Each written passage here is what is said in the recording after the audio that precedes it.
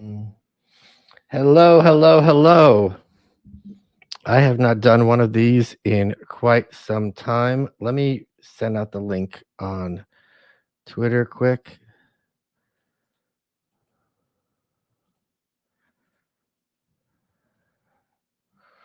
Oh, delete this. Delete. Streaming now. Boom. Post. Okay. Want to give people a second to get in here, and I'm going to talk about the best books I read last year and some other fun stuff, and then I'll get out of your hair. What's this? Like this. And so on and so forth. I hope you guys are having a good 2026 so far. I most certainly am. I was just in New York for Gutfeld, and we had a heck of a time. For those who didn't see, I did my hair blue, including the eyebrows, which are not small eyebrows. Had a traveling piercing all over my face. Had the keffiyeh, I think is the correct term. My glasses, an old vintage sweater, and I thought the Gutfeld audience wouldn't get it, and they even though I explained it on air, and they got it. So it was a really, really a lot of fun. Some didn't get it, which made even it's funny when the Gutfeld audience who gets it yells at the Gutfeld audience who doesn't get it. So you would think it's a monolith. I would have thought it's a monolith, certainly, but it wasn't. So, all right, I'm gonna get okay, 100 people in here. Okay, so let me talk about what I'm trying to do here, and then I'll get to the actual books. I remember very vividly when COVID was happening, and me and Dave would guest on each other's shows because there was like a lack of content in a sense, and that's something I really enjoyed doing. And one thing that a lot of people told both of us, and I know this still means a lot to him as well, is that you guys kept us sane. And I really took that to heart. And I really thought that was really a nice thing to say. And what I have come to the realization in the last couple of weeks is that the COVID techniques, which people learned, social media people, meaning like the Zuckerbergs of the world, how do you keep your audiences? Zuckerberg wants everyone watching Facebook all the time, right? That's his goal. And COVID ramped that up. By COVID, I mean the COVID regime ramped that up a lot. We're all on our screens. People were locked in their homes or were scared to go out, so on and so forth. And everyone was kept in the state of constant agitation. I think it's easy for us to to forget what it was like just was it 4 or 5 short years ago. Tom Woods did a superb book about this called Diary of a Psychosis. And if you read the book, it goes day by day or like a diary, but you forget the craziness that was just taken at face value day after day. And if you did it, but just question it, even if you did it, you were somehow someone who wants the elderly to die. It was so, and when you read it now, you forget how much awfulness there was at the time. And I think that is still here. When Charlie Kirk was murdered in September, I did not get to see the video. Thank God.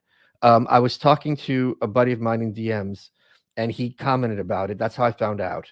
And I got off social media for a few days because there's 2 things I didn't want to see. I didn't want to see the video. I knew Charlie, we weren't besties, but enough that this did a number on me, of course, as many of you, even if you didn't know him. And second, I didn't want to hear the gloating, and I didn't want to hear the hot takes. Oh, well, what this really means? Shut up. Now, I'm the first one with the stupid jokes. When something goes south, there's no question, and that's fine. But I'm doing that at the right time to try to be, provocative, humorous, or where you want to put it.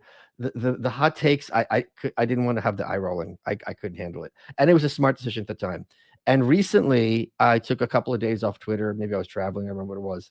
And when I came back, I looked, and people who I'm good friends with, the way they're talking to each other in the most vituperative way, manner. And I knew that if I had them in my house, even if they disagreed completely.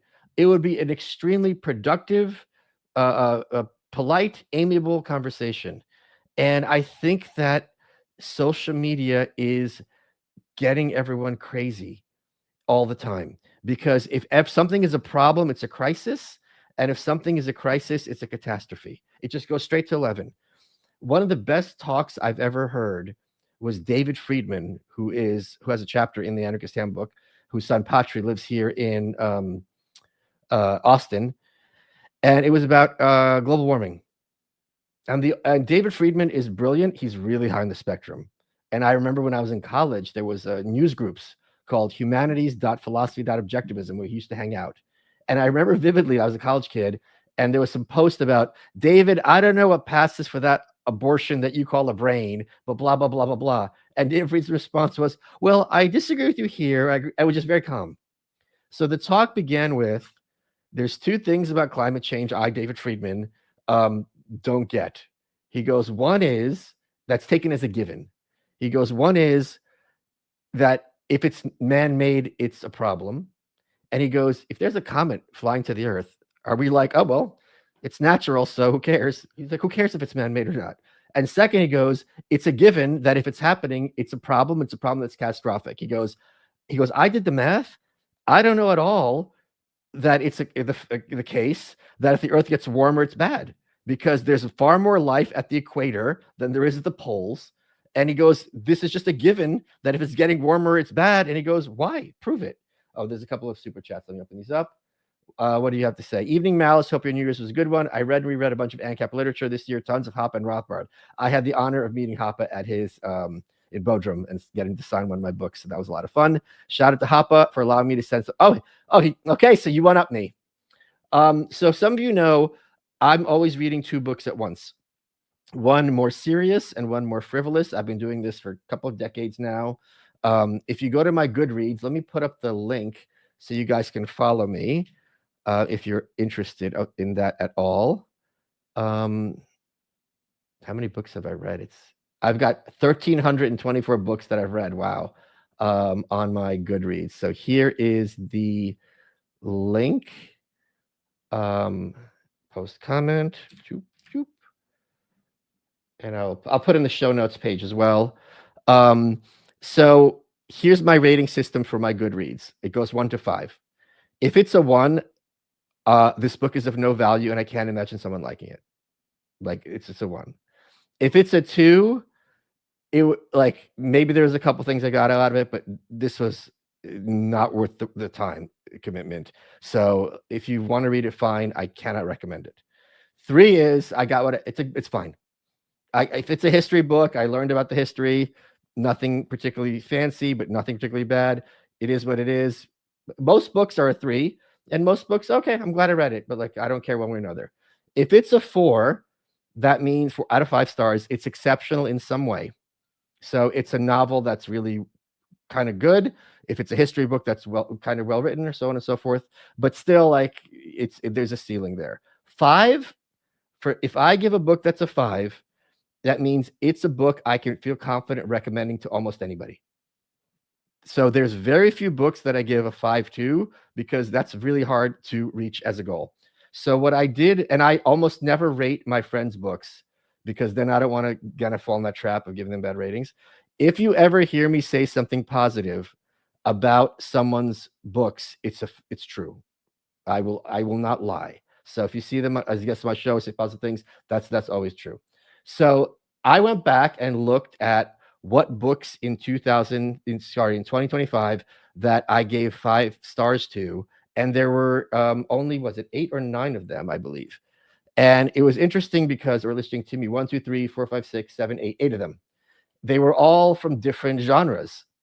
So I wanted to go through them one by one.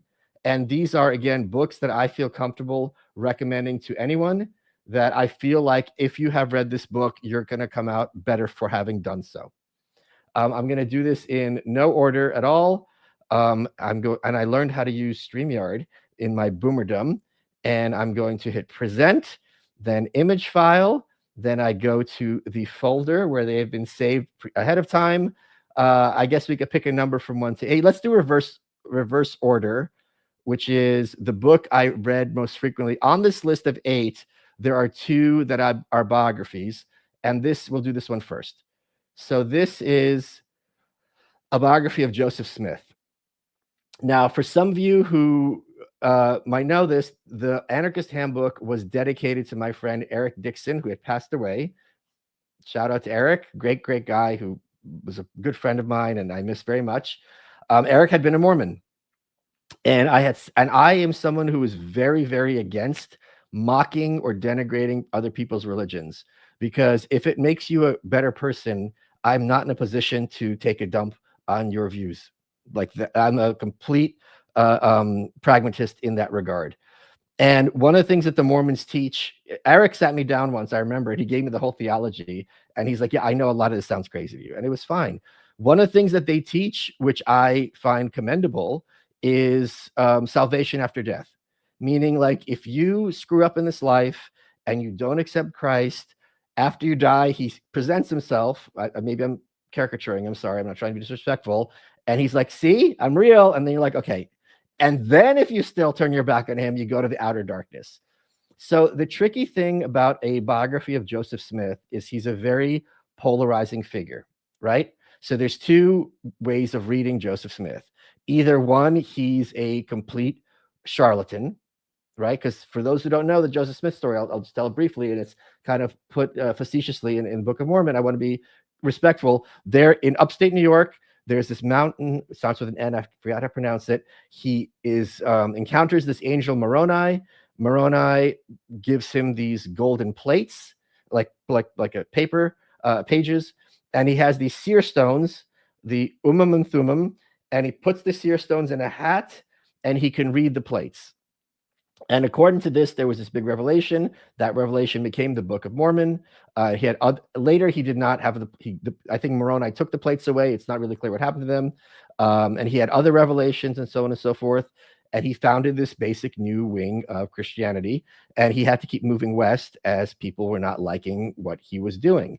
So what made this book so great to me, and why I could recommend it to anyone, is the author really went out of their way to call the balls and strikes as they saw them. He comes off as a very complex figure. It talks about the stuff that I think Mormons don't like to talk about, the polygamy and the nasty stuff toward the end of his life. But it also talks about his charisma. It talks about his intense sense of faith. It talks about, what he gave to his community, how he fought for them. So it's a very fascinating life story. It really gives you a lot of respect for Joseph Smith as a person and as a historical figure. And I would think if I was a Mormon and I read this, I would be like, okay, this author is not a Mormon, but they really went out of their way not to take a dump on the founder of my faith. So, and also it talks a lot about how the Mormons were persecuted, in their day, and including killed and slaughtered, just awful stuff. So it looks at like American politics in that early part of the 19th century. I thought it was an excellent book. And I would recommend this to anyone if you're at all interested. And the reason why I also think it's better than seeing the Book of Mormon, the Book of Mormon is obviously meant to be humorous and tongue-in-cheek. This plays it straight and does a very, very good job. So that's the first book on my list. The second one we're going to talk about is, we're going to remove from Studio. Look at this. I'm learning so much. Image file. There's only one novel I read in 2025 that I would give 5 stars to. And that's this book called Waiting for Nothing by Tom Cromer. I want to find out exactly what year. I think it was 1931, but I want to double check why this is the best novel I read. 1935, excuse me, all year. It's heavily autobiographical.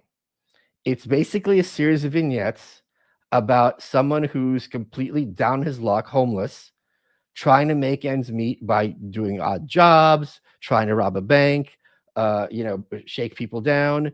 And this was a time when this sort of thing wasn't discussed in polite society. So it was really kind of, because he's a lowlife, the character, it's even named Tom. it's very fringe for what it was, and kind of groundbreaking for what it was. And it this kind of warts and all approach is very anti this puritanical. If something's gross, we don't talk about it. It's not our kind of people. It's the language is very uh, um, punchy. Let me pull up, read a little bit of it, because the style is just absolutely. I found it absolutely fascinating. Let me see if I can find where I have it. Waiting for nothing. I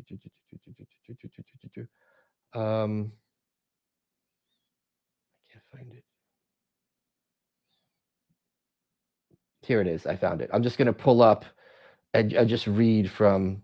He writes almost like a high schooler, because it's very staccato, simple language, but it's very punchy in that way. Just I'll read from chapter 2. I'll just put up on the screen so you guys can follow along. Let's see. Look at me. I'm using my computer like a grown-up. Look at this. I'm gonna go here and then present or invite image file. Here we go. So this is how he writes. He writes, "It rains. It will rain all night, but I cannot stand here in the wet all night. I shiver in this doorway and watch this peroxide blonde in the red hat hurrying down the street. She jumps from awning to awning and eyes the cars that plow through the water in the street. She's on the make and soaked to the skin. The wind drives against her and through her and plasters her dress to her legs. She ducks into this doorway I'm in. Think it'll rain, sweetheart, she says. If it don't rain tonight, it will tomorrow, I say. You can never tell about rain. Got another cigarette, dearie, she says. I'm dying for a cigarette." So you can see this language is very street. This was a time when proletarian literature was a thing, because as the Marxist glorification of the working class was a thing back in the 30s, just as now this DEI stuff. Oh, if someone's a black lesbian, whatever novel she writes is going to be of value. This thing, oh, if you're talking about the working man, it's got to be good. It's not. But this is one example. It was very, very good. It's a short read. He went kind of crazy, didn't do much with his life after this, but it's something I'm very glad I've read. And when you read a book and you're reading about someone whose life is completely foreign to you, and you really kind of empathize and sympathize with that character, it's I think literature at its best. So I highly recommend it. Let's check out these super chats quick. Happy New Year. Sorry with Kelsey Sharon. She's great. Canada as a whole has little brother syndrome. Well, I would end down, I would say, and gleefully runs to the embrace of Mother England instead of rebelling as America did, still staying white-pilled. Love you. I love you more, and God bless what is left of your country. It's awful. As American as jazz, fascinating political bloc, lots of Mormons and intelligence. Yeah, I remember talking to Eric about Mormonism and being like, "Oh, you guys must network like crazy." He's like, "You have no idea." So I miss him a lot. He was a good dude. I'll tell you another. Eric always struggled with his weight. He was very, very heavy. He found the paleo diet, lost a lot of weight, but he died, I think, in his early 40s of a heart attack. And he had a very dark sense of humor. And I've said this before. I can imagine him. He died in the toilet, and I can imagine him as a ghost, just standing here, being like, "I hope the cats didn't eat too much of me." Like that would be. And he's very amiable and jovial. So he was really, really good dude. Okay, so let's do the next book on my list. We are going to remove this, and we're going to from studio. The next book. So that was the best book, and that's best novel I read in 2025. Waiting for Nothing, easily available anywhere. The next one I have is, okay, we'll do this one. The Weimar Years. What a brilliant cover. Putting together a house of cards. This book, it was excellent. Do you know David Petruccia, who's been a frequent guest of You're Welcome? When you read a history book or a mystery and you know the end and you're still kept in suspense the whole way through, that is history at its best. Because it's like you know what's going to happen. You know what happens in 1933, but you're still like, how's this going? It's the twists and turns. The author Frank McDonough, he talks about how these different factions are fighting each other. and how this was an issue, and then this was an issue, and then the Nazis come in, and who's against them and who's with them. And it's exciting politics, learning, because they're all trying to cobble together these majorities in the Bundestag, whatever it's called then, the parliament. And when you have this severe disparate groups, you have the royalists, and you have the liberals, and you have the arch conservatives, then you have the actual Nazis, and like these different coalitions are formed, but they last for like who knows how long, very briefly, until there's some kind of motion of no confidence in parliament. Then how do I get together a majority? Then I have another election. It doesn't go anywhere. It is so intriguing and well done, and it's really hard to write, in my opinion, a book about like 1920s Germany and have it be exciting and not dry. So there's so many fascinating figures that are brought to life. I think one of the things that's kind of interesting to me, it was Mark Twain, I believe, who said that history doesn't repeat, it rhymes. And there's a lot of belief in America that this is Weimerica, like Weimar America, and that, you know, Nazism is either coming or it's inevitable. And you read this book, and it was not at all inevitable that it would go in that direction. The thing is, the chaos is like, you know, playing Russian roulette. You don't know where it's going to land. So this book was long. I learned a lot. It was not preachy in any way. I have no idea what the author's politics are. So it's really superbly done. And I recommend, I think anyone at all interested in history would enjoy reading this book and learn a lot from it. Next one I have, we are going to do, this is the other history book on the list. So there's two. So this is called Blood in the Water, The Attica Prison Uprising of 1971 and Its Legacy. So there's a movie called Dog Day Afternoon with Al Pacino, which is based on a real story. This is how I pick which books I read, by the way. It's kind of interesting because there's something out there that I don't know anything about. I'll read a book about it. So there's a movie called Dog Day Afternoon starring Al Pacino, based on a true story, where he holds up a bank. It's in Brooklyn in the movie. I don't know if it was literally in Brooklyn, maybe it was somewhere else in Queens or something in New York City in real life. And he's holding up, this is the 70s. He's holding up the bank to get money for his boyfriend to get a sex change. And that, sorry, I'm spoiling it, but like it only comes out half. The movie has so many twists and turns, and it's like largely real life. But at one point in the movie, you know, the bank is, there's hostages in there. The cops surround it. You're having this standoff. The people in the audience, in the streets, are kind of supporting him because they let him get on TV and he makes his case, and he comes out, you know, to talk to the cops, and the crowd is shouting, "Attica, Attica," and I'm like, what is Attica? So there was a Attica, obviously, prison uprising in 1971. This book is quite long. It talks about this is something, as an anarchist, I wish people talked about more. I don't think every criminal is the same. And I don't think someone who like robs a bank is the same as someone who touches kids. I don't think someone who, you know, assaults women is the same thing as someone who's a drug dealer shoots another drug dealer. And this idea of lock him up and throw away the key, sure, but some of these people can be redeemed and can become, if someone's an embezzler or someone's like a lawyer, fine, you lose your law license. There's lots of stuff you could do. You could be a professor. You could, you know, there's so many things you could do. And the idea that like once they're in there, you should twist the knife as much as possible, I don't think that helps anybody. And it really hardens people. And some of them are lost cause. Let me assure you, I'm not saying that at all. But I'm saying at a certain point, it becomes counterproductive. So there was this uprising, and it talks about what led up to it, the prison conditions, what their demands were.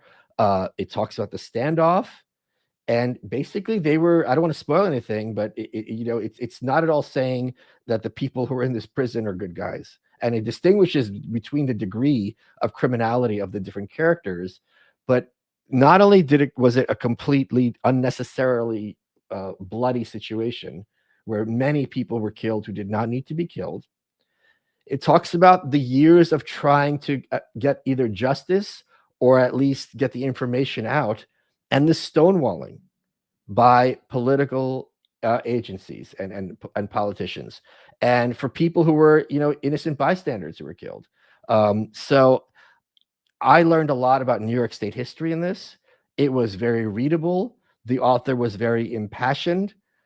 She, I think, went out of her way not to be glorifying the criminals or to be demonizing the establishment, but to just lay out this is what happened as it happened.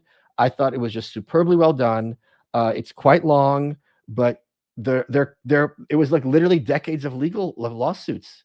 Like I think like 40 years, something crazy. So you read it and you see these stories of like this family whose dad was killed, and they're fighting for decades to get justice for him, or at least some recognition that he did not need to be shot. So I thought this was an excellent book, and that was those are the two history books I read in 2025 that I can recommend to anybody. Okay, I'm going to remove this one. Okay, next we are going to talk about the best natural history book I read in 2025, Platypus. So I saw this book on the shelf when I was going through New Mexico with a couple of high school friends. We did a tour of New Mexico in 2025. I saw this on the shelf. I love natural history and zoology, as many of you know. This book, again, if you don't care about like first of all, I don't know anyone who doesn't care about nature stuff, because nature's so interesting. There's some aspect of it that anyone who's slightly intelligent just loves. So when the platypus is discovered in Australia, it's like, okay, whoa. Like you clearly sewed a duckbill onto like a beaver pelt. Like, who are you fooling? And then they're like, well, I don't understand. It's a mammal, but it's laying eggs. How does it make the eggs? And then if it's a mammal, then they're spending all this time trying to get the milk. Because for those who don't know, spoiler, I learned from the book, platypuses and echidna, where the other monotremes, don't have breasts. So there's nowhere for them. There's no like mammillary glands. So the milk kind of like pours out of a pore. So it's something weird like that. It's different from other mammals. So they're like trying to find this milk, but to get the milk, you have to get the platypus just as it's lactating or something like that. So this was a whole huge thing. Finding them was a whole nightmare, because how often are you going to be able to catch a platypus? This is, in the 1800s, this Australia is literally the other side of the world. So to figure out just what this thing is, and also, is it super primitive or is it super evolved, right? Is it like the latest branch of mammals, or were all mammals monotremes at some point? Is it a divergence? Where does this thing fit in with everything else? They didn't know. They're arguing a lot, and it's like a mystery book, because you're like, we know what it is now, but back then they're like, this is why it's like this, and they have a lot of evidence for that. No, you're wrong. It's because like this. So the passion and the excitement of figuring out what the F this animal was really fun to read about. I also think this is a great book if someone has like a high school kid.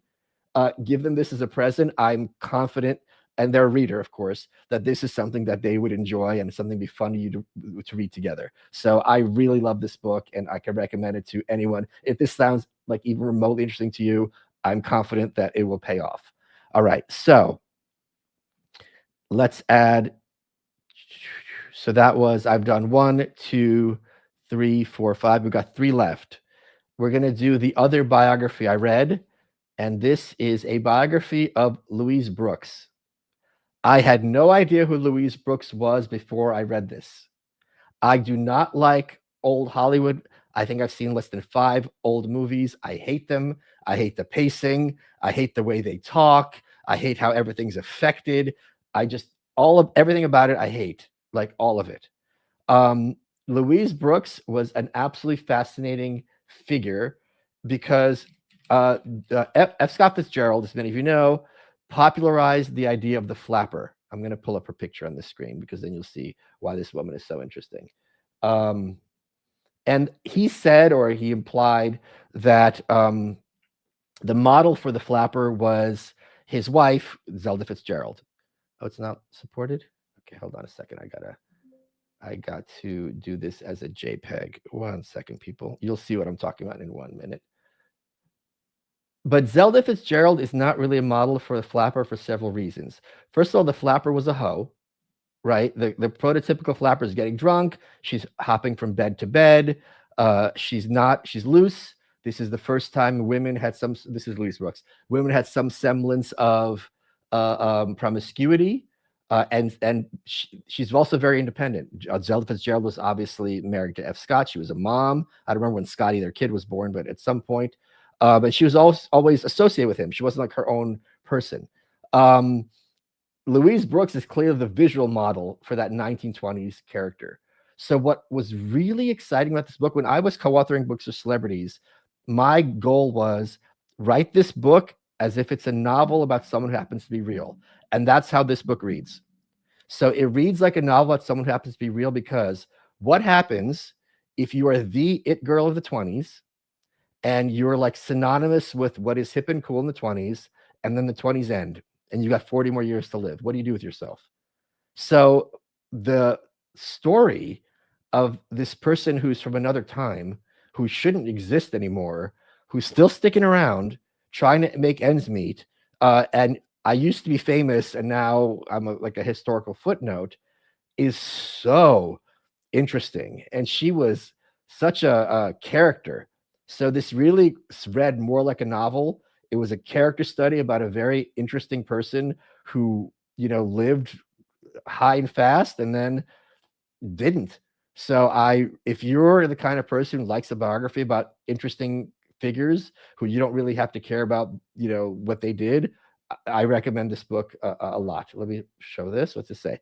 Seals are recently discovered to be basically water weasels. Initially, it was thought they were water bears. Obviously, I'm simplifying. Yeah, because like, where do you put them? What do you connect them to, right? Yeah.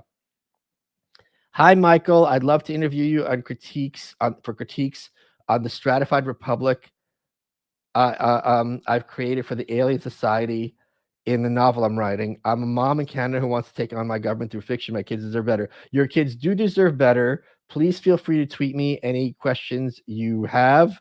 I don't know if fiction is going to help Canada, like in all seriousness. So anyway, so that's my take on Louise Brooks, and if that sounds interesting to you, the book is very well done. It's also quite long, but you're living inside her world and you're learning a lot. And again, let me show her picture. Like, this is the 1920s person, and she knew it. And then it's just like, no, people stop taking your calls. How are you going to make rent? I would recommend looking into the 213th Battalion at the Battle of Gapillon. If I'm pronouncing that correctly, I'm sorry. 250 Mormons against 4,000 enemy soldiers suffered 0 casualties. There's a lot of positive things I could say about the Mormons, like a lot. I know a lot. I know ex-Mormons have problems with it. I'm not disputing your lived experience, but a big part of Mormon culture is, from what I've seen, is kindness and friendliness. And I think those are 2 things that we could do with a bit more.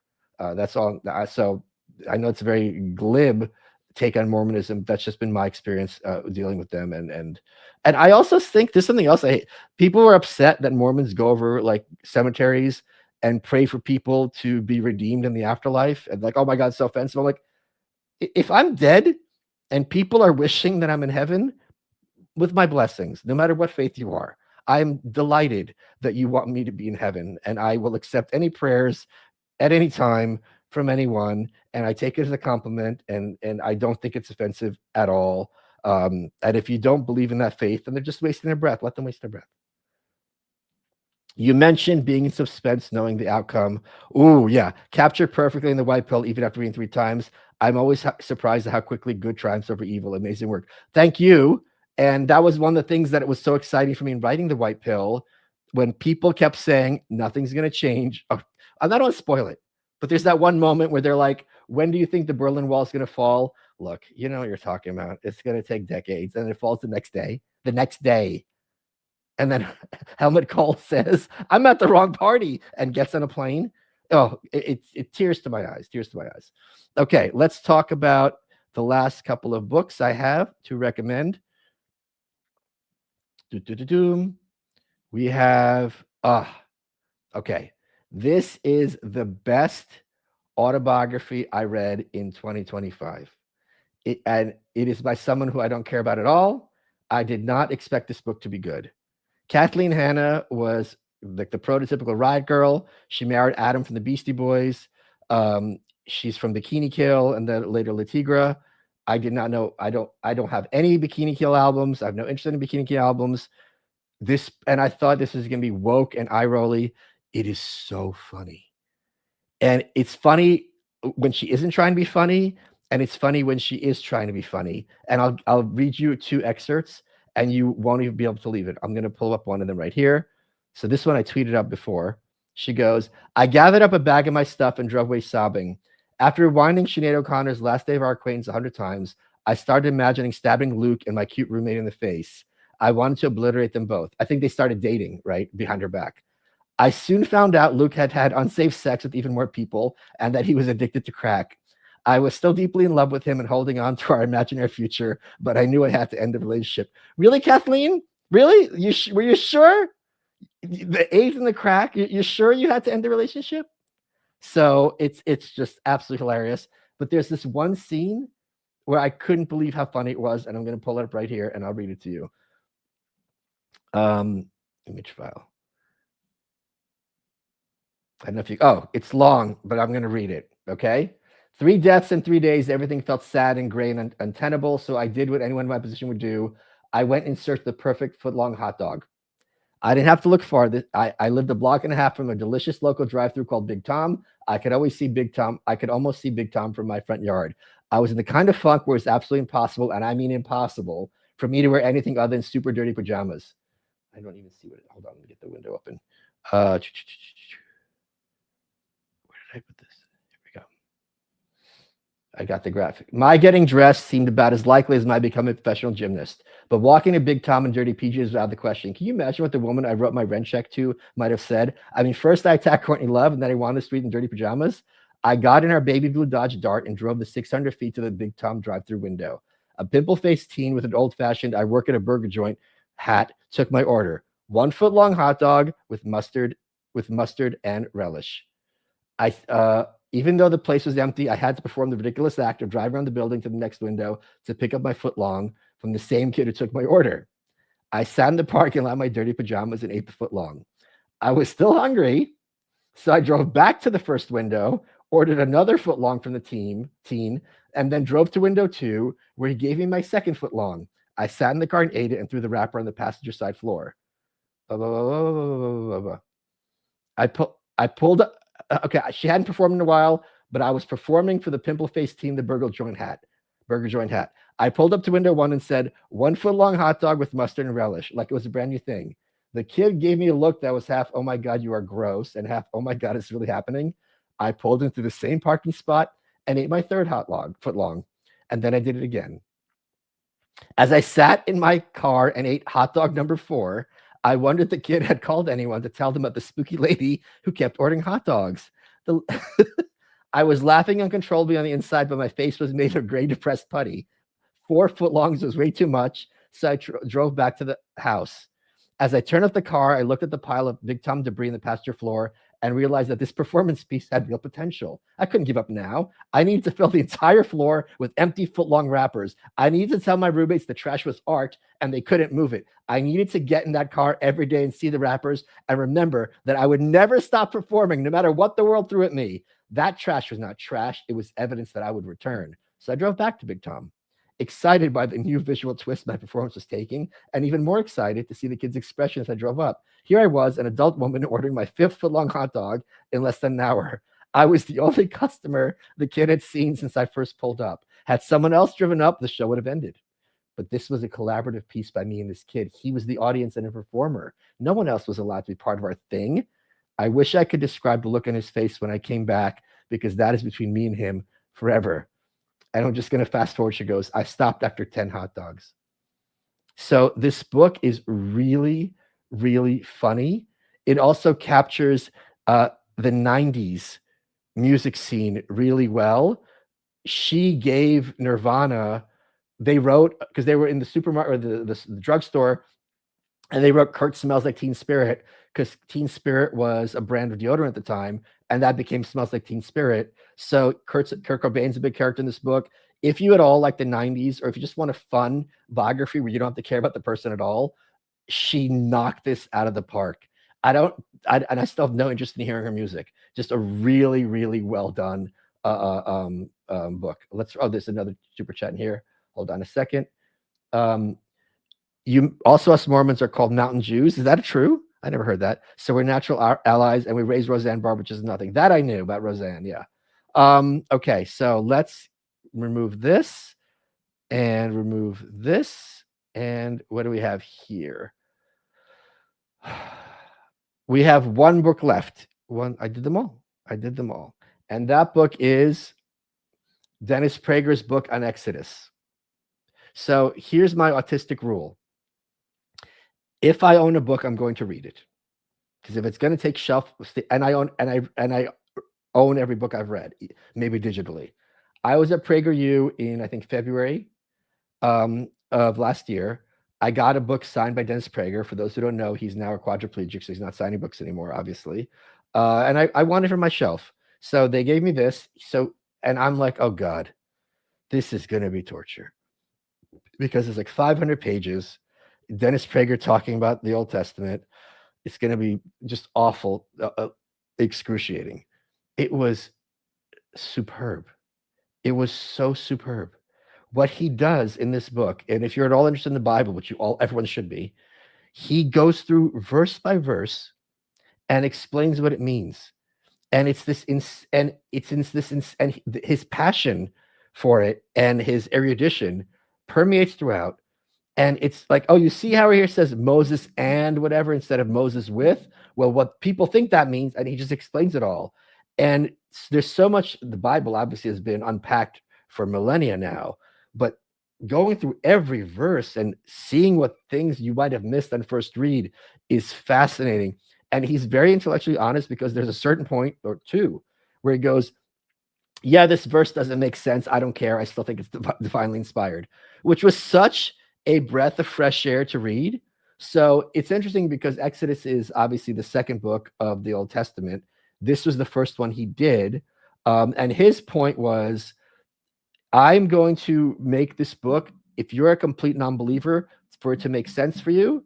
And if it doesn't, then I have failed as an author. So he's saying you can read this book with no faith and still learn why this is such a powerful message.